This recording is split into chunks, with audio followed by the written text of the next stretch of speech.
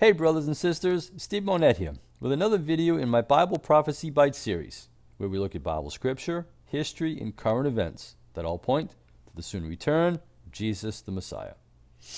Okay, so for today's video, I want to talk about peace. And more specifically, I want to talk about peace and Israel. And if you've been following this channel, you know that it has been several weeks since I have posted my last video. And there was a reason for that. I intentionally held off on posting a video until after the fall feast days. And the reason I did this is that there were literally numerous videos that were being posted on a daily basis relative to the rapture of the church possibly occurring on one of the fall feast days. And of course, this gets people really excited. I mean, who can blame them, right? Heck, I was excited. But at the same time, I also knew that, when I read scripture, it probably was not going to happen during one of the fall feast days. And the reason for that is that there are numerous scriptures that point to the time of Pentecost as being the likely time of the rapture of the church. Yes, you can choose to ignore those many, many scriptures and believe that it's going to happen on the Feast of Trumpets. But there are no scriptural references to substantiate a belief in Feast of Trumpets rapture. Yes, there are many, many Jewish traditions and sayings that point to trumpets, but that is not the same as Bible scripture. We all know that.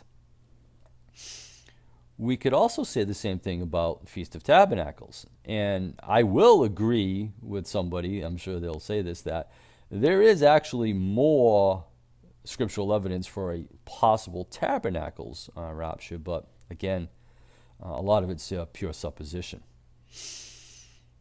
But we could also hold on to the age-old belief that Jesus could come at any second, any minute, any hour, any day. But that would require us to ignore the feast days, or better known as appointments between God and man. And by that I mean that in the English translation we call it feast days, but in the original Hebrew language the word is moed, which really means appointments between man and God. And if you go back into the book of Exodus, you'll see that word moed used numerous times in the context of Moses and Aaron meeting with God in the tabernacle, in the tent, in the wilderness. Okay. But I don't want to get off on a tangent or go down a rabbit hole, which I may have already done, but let's get back to peace in Israel. Because I want to talk about this because many believers do not realize that Christ cannot return until there is some sort of relative peace in effect. Yep, that's right. There has to be some relative peace in effect for the Lord to return. So let me explain and let me show you the scriptures. I want to look at three different scriptures, and you're all very familiar with these because many of them are known as rapture scriptures.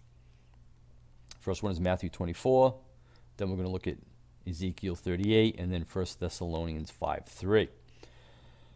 All of these scriptures clearly state that there must be a time of relative peace and security that must be in place prior to the appearance of the Lord, or the second coming of the Lord. In Matthew 24, Jesus clearly states that people will be going about their normal lives. They will be eating, drinking, marrying, working in the fields. In fact, the book of Luke takes it one step further and mentions the activities of building and planting. So in short, life will be in some sort of state of normalcy, and we will be living in a relative peace right up until the moment before the Lord appears in the sky. Secondly, we have the text in Ezekiel 38 where the prophet describes the time in which Gog and Magog will come down from the north. It will be a time when Israel has been restored. It will be a time when Israel is living in relative safety, a time where cities and villages will have no walls or have no gates. It will be a time when Israel will be dwelling safely. And then the text goes on to say that when this sense of safety is in place, Gog and Magog will come down in complete surprise and invade like a storm cloud.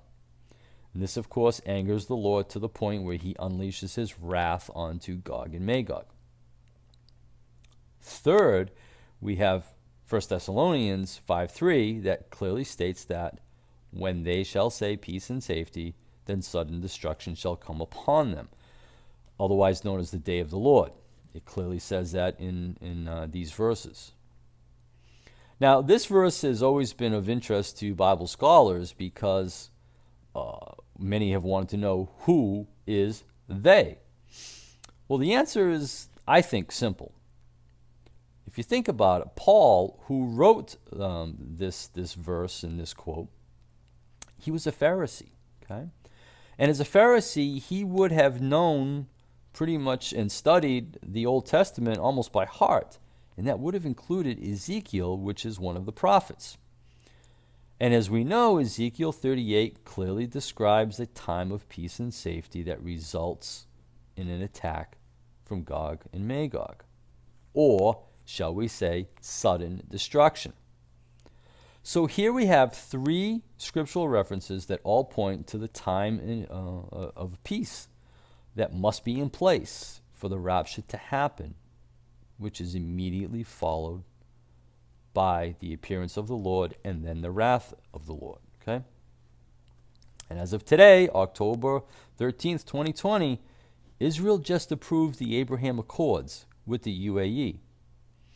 Bahrain is next on the list to be approved. And then we've seen some reports that an additional 5 to 7 more countries intend to sign on these peace accords very quickly. But make no mistake, based on the election results coming up here in the USA, that's not going to happen if Biden wins this election. If Trump is elected, then the peace process will move forward. And quite frankly, I would predict at lightning speed.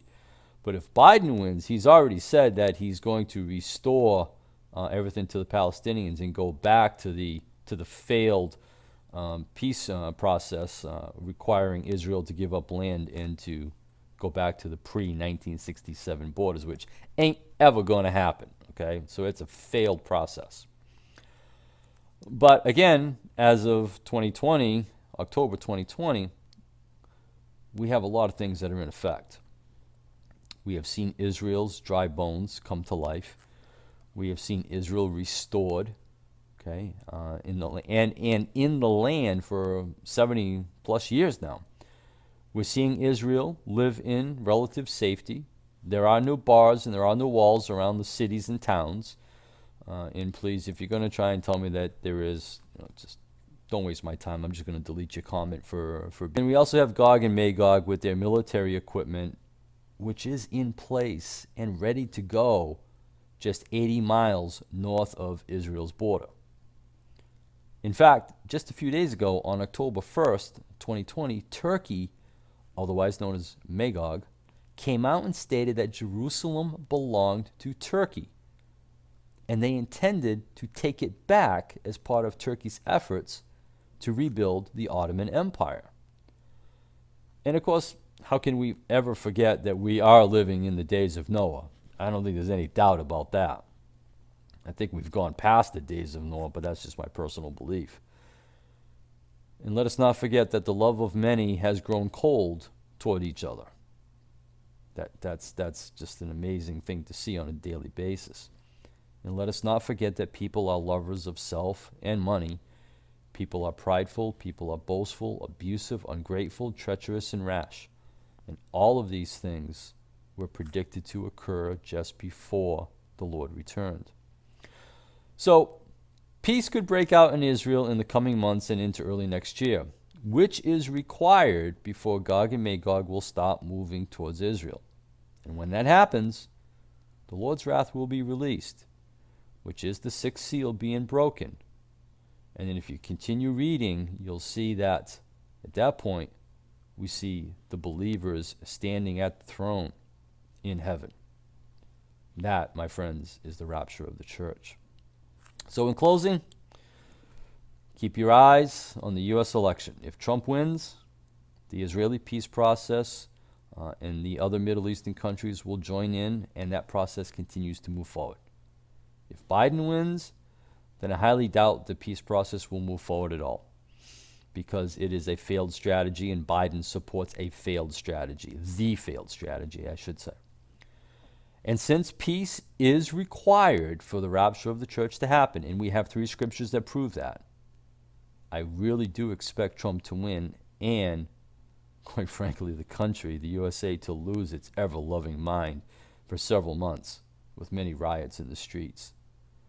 But I do believe that after that starts to die down, things may calm down, and that peace process will move forward. But only time will tell. So, brothers and sisters, in the meantime, keep looking up, for our redemption draws near. Thanks for watching.